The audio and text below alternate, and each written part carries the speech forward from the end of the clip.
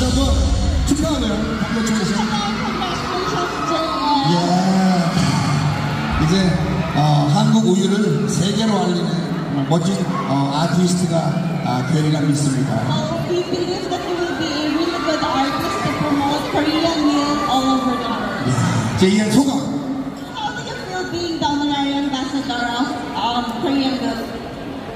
Actually,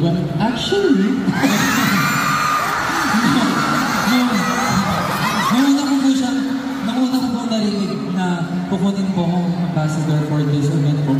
At first, hindi ko talaga po siya pinapaniwalaan pa kasi yung mga products lang po na to, like, even before pa po ako pumunta ng Korea, ito na po talaga yung almost everyday go-to ko before going training or kahit saan po kasi sobrang hilig ko po talaga sa mga drinks.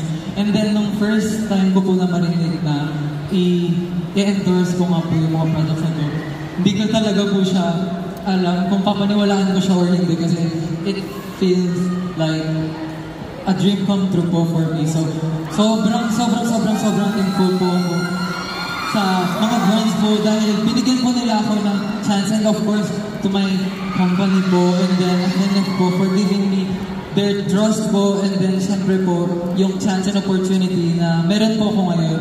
And syempre sa inyong lahat din po, kung hindi po dahil sa inyo, hindi po dahil sa company and sa mga brands na to, wala po ko ngayon dito sa stage para pasalamatan ko ang mga